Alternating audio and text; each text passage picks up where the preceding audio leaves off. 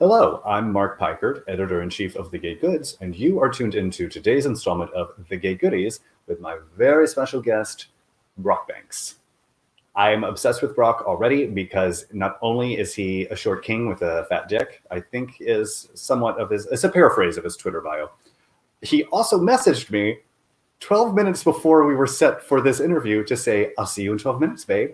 And I love a short hunk who cares about time. I can't tell you how hard it got me. But enough about me. Let's bring him on. Hi, it's me. It's you, Brock Banks, a.k.a. Just King Julian. Just King Julian. How's it going, Mark? It's great. I'm so happy that you agreed to do this because you have a really interesting career that I don't think is typical of a lot of adult performers right now. Yeah? Okay, can you tell me what's so interesting about it? Yes, I mean, I'm obsessed that you are, one, that you're an exclusive with CockyBoys. Yeah, love that. But also because CockyBoys is such a niche, not a niche site, but a very specific aesthetic, Yeah, you're also doing such amazing stuff on your fan platforms with people who would never film with CockyBoys. Like Cole Connor was a recent guy. Yeah, I actually just filmed with him again yesterday. So Can't get enough of that Cole Connor hole. I've had enough. for a few weeks, and then we could be back at it again.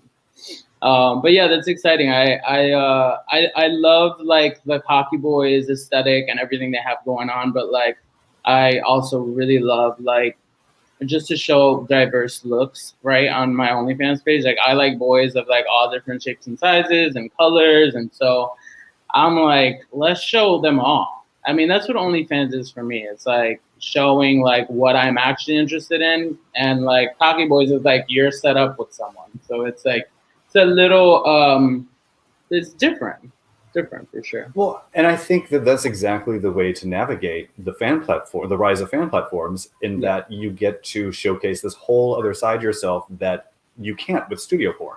Yeah, it's real, it's authentic. It's like I usually or someone else will write to me, and then I'll like look at the pictures. I'm like, yes, hot, let's do this. You know what I mean? So it's almost like a real life videotape grinder hookup, you know? I kind of picture when people write into you as auditioning to join your OnlyFans, I picture you in like glasses and a blazer because that's your business look. And you're just going through everything and you're like, yes, I'm going to make a note of this for Mr. Brock Banks and he'll get back to you. Yeah. No, I'm actually, I wish I was a bit more organized, but like, I find it very difficult to say no to people. And I have like, and this is not to like boost myself, but like I get a lot of messages every day, like people wanting to film.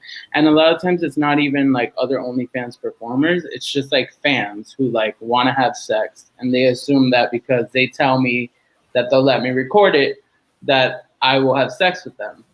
And that's not the case, but it's also not like, it's something that happens like maybe 5% of the time. Because it's also very difficult. Now we can't post like, you know, I can't post content with other performers that don't have OnlyFans on OnlyFans. Right. And if you are a fan who has OnlyFans and you want to film with Brock, you should know that that 5% that gets in also sends a hefty Amazon wish list item. I love the Amazon wishes thing. I think it's so cute. But also it just like, I mean, there's nothing on Amazon that someone could buy me that I couldn't get myself. You know what I mean? So I'm always like, it's cute. Like it's there. I did it because like some fans requested, like some people want to buy you stuff. They just want to know that you have something that they got for you. So like I have one, but you know, it's like rugs and like furniture, like random stuff. I'm obsessed with performers' Amazon wish lists because I think it is such a window into who they are as people. Who they are, yeah. Because for a while, I had like 5 different rugs on that Amazon wish list. See, what you have to do is split it between the stuff that you actually really want and then the stuff that's like, buy me like these jock straps and then I'll wear them for a week and then I'll sell them to fans who want my used jock strap. But like jock straps on Amazon. I mean, any kind of like, I mean, I've tried it. I'm only saying this because I've actually bought some underwear off of Amazon before, and it is not the look. It is not the look.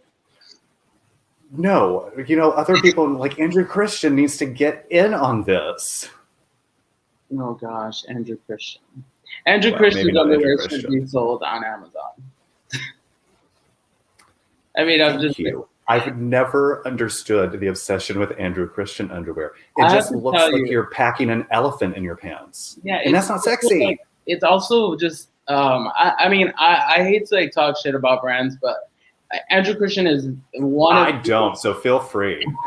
It's one of the only gay-owned brands that it legitimately turns me off when I see a guy wearing a pair of Andrew Christian underwear. I'm like, girl, you couldn't even figure out like what underwear is gonna look cute on you. You like went with this basic ass like purple, green, yellow with stars on it. Like, no. Are we in 8th grade? Like, I can't with the Andrew Christian aesthetic. And then they have like these harnesses that go with the underwear, even tackier. I mean, it is by far the tackiest brand for like. It's very Lisa Frank but sexy. Lisa Frank. I never thought I heard that one. But what underwear brands do you like?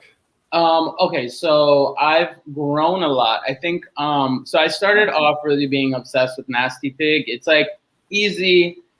There's not a lot of lettering on it, and like it all fits great. So Nasty Pig was my obsession for like all the time that I lived in New York, which was like 8 years.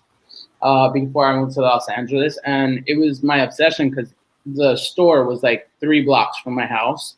So I would literally like just pop in there and like buy a jockstrap for the weekend. So I have like 50 pairs of like Nasty Pig jockstraps, and like I have like their full set of clothes, and like I was obsessed. Like I had the whole thing. And now I've become really obsessed with Charlie. Charlie is, I mean, it's classy, it's sexy, it fits spectacularly, and the wear and tear on it is awesome. And I've become like now I'm obsessed. Like this tank top is from Charlie, my shorts are from Charlie. Like I'm trying to get the entire line. I mean, that needs to be on Amazon wishlist. Well, no, it's never gonna be. I mean, like Charlie's expensive stuff. I know. I wish. Like a Visa gift card. Yeah, there you go. It's like, can you just donate money? I need to buy some more underwear today. I love Charlie, but I also, it's been a while since I've gotten new stuff, but I really like CN2. Oh yeah, they're really good too. I mean, there's actually a lot of brands that I enjoy, and then there's just those two that I can't stand. It's like the JJ Malibu and the Andrew Christian have to go. And I don't know, I'm just not into it. But Nasty Pig is the best. Charlie is amazing. CN2 is really good. There's another brand. Well, I can't think about it. But those are my. But congratulations, you just ticked off your 2 sponsorships, Nasty Pig and Charlie. I wish I got sponsored by them. I mean, it's like they will not sponsor anyone. They're like they're not. They don't need it. But are you still an ambassador for Sniffies, the new hookup? Yes. And I have so much fun with Sniffies. I'm actually doing like a live show for them later today. It's going to be broadcasted at like a bar in New York. So that should be fun. It's like 15 minutes. They're like, at first they were like, oh yeah, we want you to jack off on camera. And I was like, okay, fine, done. And then they like text me back and were like, oh, actually, I just realized that, they just want you to dance. Like, that's vastly different. Those are so different. And I'm like, dance? I'm just gonna be here in my apartment just by myself. Just, like, it's how awkward. I really wish that you had just shown up not knowing that it was just for dancing. Me You're too. Like, and I'm just all right, boys. Yeah. I think I'm still gonna make it a little sexy though, because like, who just wants to see me? No one wants to just see me dance in my apartment. That's boring. Well, show us, like, what is your go-to move? I want to see it now. Oh no, What is your go-to dance move? I don't have any go-to dance move. It's a lot of feet work though. I grew up in Miami with like the like house / techno vibes, and like it's a lot of foot action and like shape, you know. That makes sense. When in doubt, I usually just go for a classic monkey. I've never done that move in my life. I mean, it's a white girl move. This is a white girl move. You can appropriate it. I think that they're okay if you appropriate it. It's a disco move, actually. Isn't that like came from the discos, right? Yeah, we like that. But you have to do it in like sexy underwear, and then it's cool. Yeah, then it's cool. I think I'm just gonna wear one of my go-go get-ups and just be sexy in my house. I'm not gonna dance. So, are you someone who started off as doing go-go and then segued into porn, or what's your origin story? Well, I mean, I go-goed a bit like here and there. I wasn't like a go-go boy. Actually, I started go-going more when I started trying to get into porn. Like in New York City, at like certain parties where like they have like live sex shows, so I would like do that and then go-go.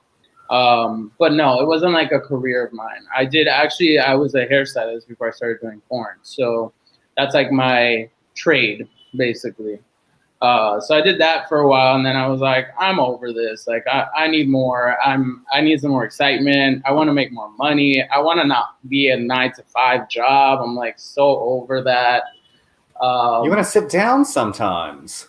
Yes, but also I want to like breathe and enjoy life. You know, like when you live in New York and you have a full-time job and you live in the city, it is still a very shit life. I mean, like people don't want to admit that because they like, oh, New York is like the best place in the world. And honestly, it is amazing. I love New York. The energy there is the bomb. There's no other place that has energy like New York. But that is literally the only amazing thing about New York is the energy that you get from being there. But like, you work your ass off to live in like a box. You know, like, hell no, I cannot do that for the rest of my life. And also, it's like, I thought like New York was like the place where you like make your dreams happen because that's like how it's sold to you. That is not true. That is not true. No one is making their dreams happen in New York. I moved here to fucking California, and in like weeks of me being here, I'm meeting all these like people who can help me really do shit. And I'm like, everyone has it mixed up. It's backwards. If you want to be like in marketing or something like that, then you can make it happen in New York. But if you're like in our industry, like what are you doing in New York?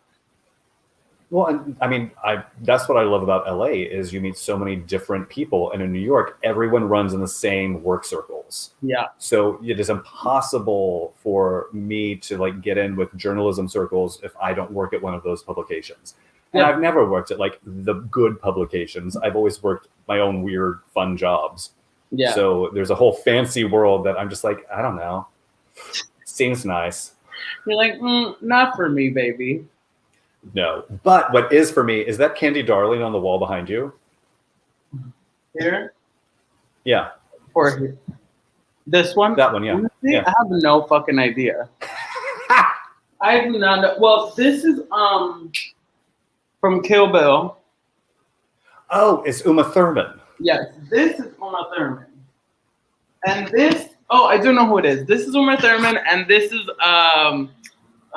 the crazy guy with the 2 different contacts. What's his name? The rock star who used to date Rose McGowan.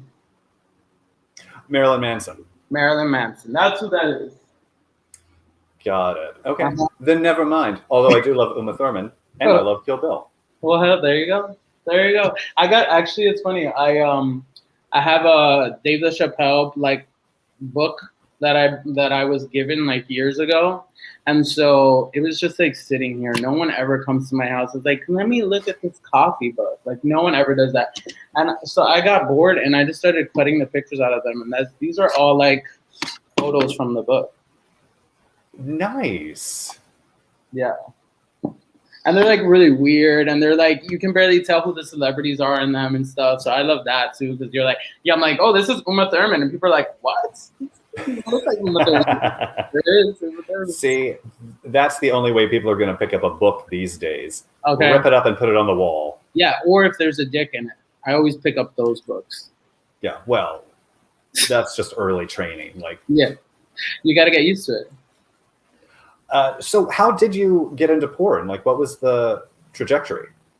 Well, I was living in New York. Like I said, I was like tired of my day job.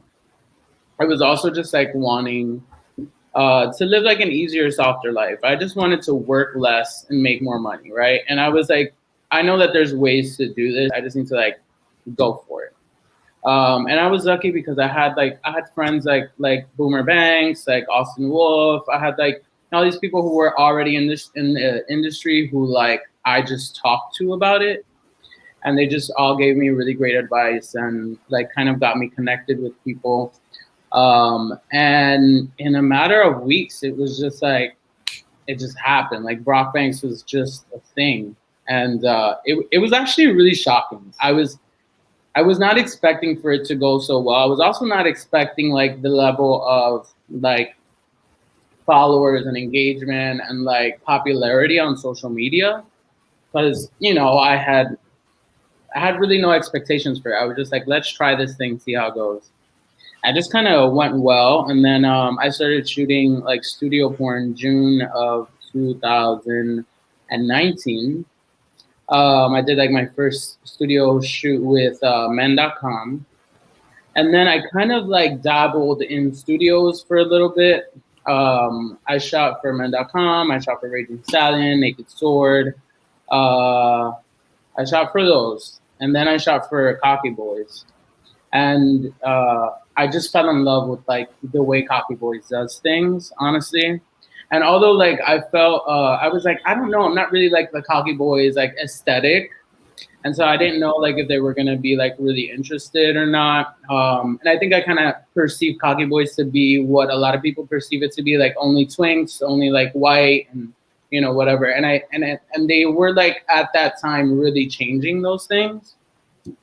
I kind of got lucky because I just like fell in their lap and I was like, I want to work with you guys. I was the one who was like, I don't want to work with any other studio. I just want to work with you guys.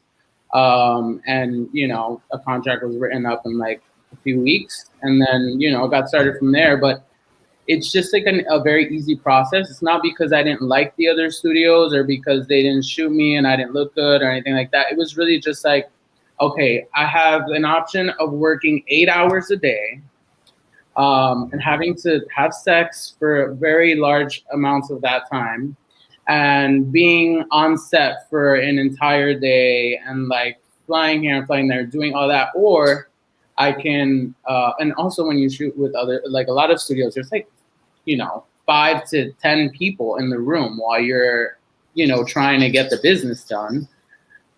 So it could be like stressful and like difficult to stay hard, and like, you're trying to come and there's people talking and doors opening and stuff like that. So it makes it difficult. Whereas like with CockyBoys, it's so easy. It's just me, my scene partner, and the camera guy.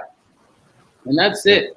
So like, it's more like I'm doing OnlyFans content because they're not constantly stopping us, having to change something, having to move us around. There's not like all this action happening besides this scene. So I kind of just fell in love with it. And I honestly, I don't know if I'll ever work for another studio again because really of that. Like, I just don't want to be on set for 8 hours to then watch a video that's like mediocre. Well, and that's what's so great about fan platforms too, is you get to have the studio career, but you also get to go off and do your own thing. And you get the best of both worlds. Yeah, if you do it right. Yeah, I mean, the awesome thing is, like, I was kind of told at the beginning, like, you don't need to do studio porn. Like, just open up an OnlyFans account, and that's it.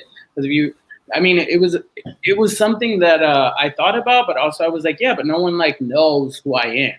So, like, how are people just, now it's very different. Now everyone knows that you can just open up an OnlyFans account, and if you're hot and people are interested, you'll just start getting subscribers. It was like, 2 years ago, it was like, oh, I don't know. No one really knows me. Like, why is anyone gonna subscribe to my channel? They've never seen me before. They have no idea who I am. So if anyone is watching this and they're like struggling, should I do studio porn or not? Like, it's not necessary. But it is a really good way to get some really awesome advertising. Like, that's why I did it. Because I was like, oh, my face is going to be out there in these different channels. And also studio porn and OnlyFans are so different in that way that, like, if people want to see something real and raw, they'll go to my OnlyFans account. And if they want to see something that's a little more prettier, put together, staged a little bit more, and like a nice scenario and all that stuff with a little bit of like foreplay, then they can go watch the CockyBoys stuff, you know? Because like I love foreplay in my regular sex life. When it comes to filming, I'm just trying to fuck. I'm like, let's just get to it. Let's get it started. Yes. Yeah. I don't need a ton of plot. No. Just enough to set the scene. A little bit, yeah. But and the thing about studio stuff too is it just sets you up, as you were saying, for a bigger fan base and to set you up for more ambassadorships and sponsorships, because brands still look to studios for people to serve as ambassadors. Yeah, definitely. And yeah, I mean, the whole ambassador, like social media thing is kind of a new game for me too. Also, I really like, I hate to promote something unless I actually really love it. So it's kind of weird because people are like offering me money to like promote things that I'm like, and I'm like, I'm turning it down just because I'm like, I don't want to be the guy who's just like promoting shit for money and then people are buying it and then they're sending me messages like, this was a shit product. You know what I mean? Send them to me. I'll promote anything for money. I don't care.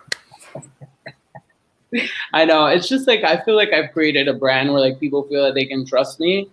Like when I promote something, I want them to actually feel like it's going to be something worth buying. And so that's what I do. I just kind of stick with stuff that I've tried that I actually like and enjoy. So it's been easy for me in that sense because I just kind of like. So what's the stuff that you've enjoyed the sponsorship of? So right now there's a few. So first of all, I started working with this. There's like a sex toy distributor, like everything sex basically, called peepshowtoys.com, and they reached out to me. We started working together like kind of right around when the pandemic started actually. And they would just like send me, like at first they were like, we just want to send you some toys, see how you feel about it. And I was like, okay, great.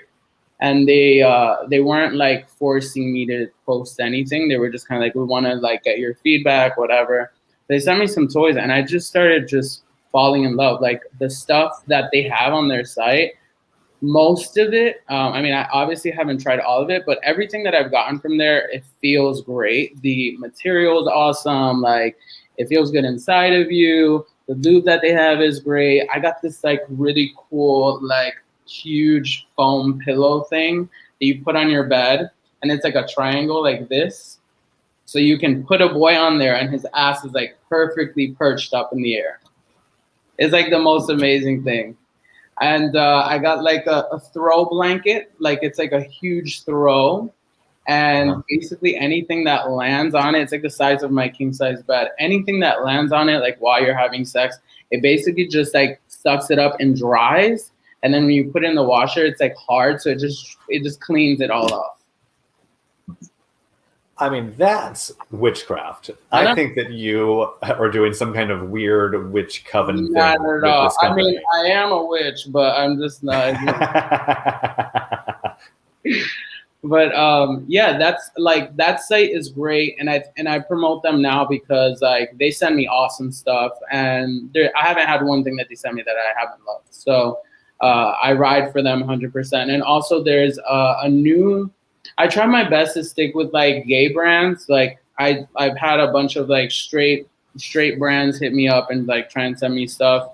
But I find that they just, for some reason, are trying to send me female sex toys. I'm like, I'm a boy. Like I don't need like this tiny pink vibrator to put in my butthole that's gonna do like nothing pleasure-wise for me.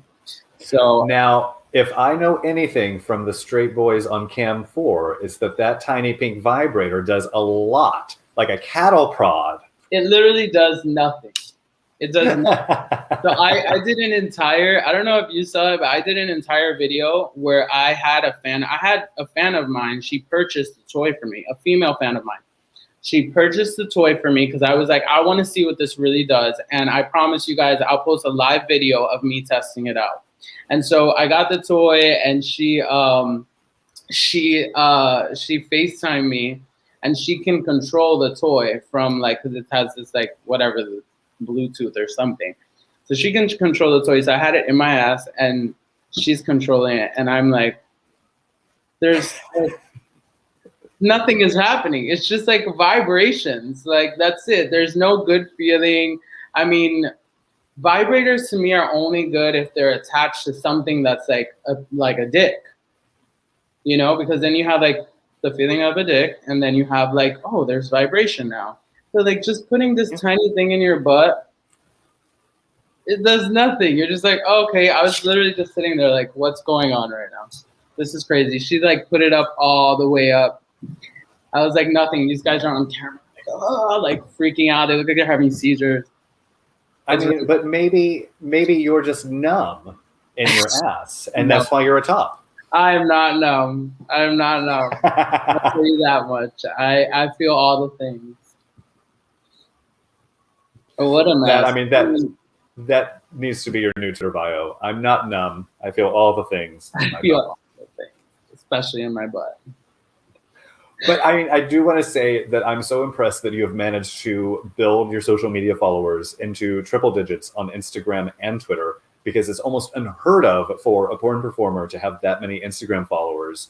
Usually you lose your account within, like Michael Boston just lost his, I think for the second time, and he had like 50K, but you're way above that. Well, thanks. But also I'm always so curious, like why people are losing their Twitter account.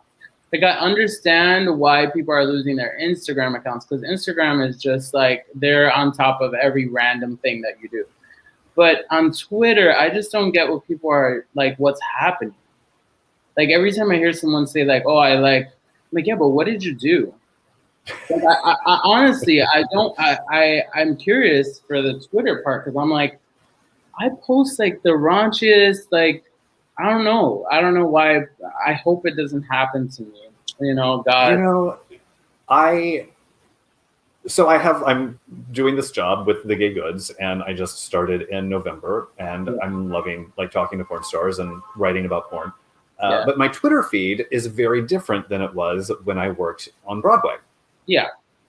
And I don't think that I realized how different my Twitter feed was until I was recently visiting my parents. And I'm just idly scrolling through Twitter, and then I was like, nope. You're like, we got to close this right now. The parents are around. Dude, that's why look, my phone, like, even when it's turned on, you can't see the screen from the side. I've got to get one of those, because now I'm on the subway all the time, and I'm just, like, killing time and scrolling through Instagram and Twitter, and I'm like, people are really getting a free show from my phone, and I've got to stop that, or at least charge. Yeah, when I was living in New York, I started buying these screen protectors because I was like on the train, like editing porn on my phone, and I'm like, people can totally see what I'm doing right now.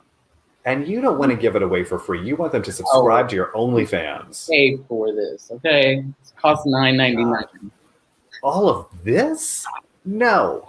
I love how people are like not wanting. Also, some people are just really cheap. I'm like, dude, it's $9.99. You're getting like hundreds of videos of me fucking for $9.99. Are you kidding me? Like, you know, but I wish that there was like a review site for OnlyFans accounts, because you never know when you subscribe. Like, is it going to be mostly photos? Is it going to be solo videos?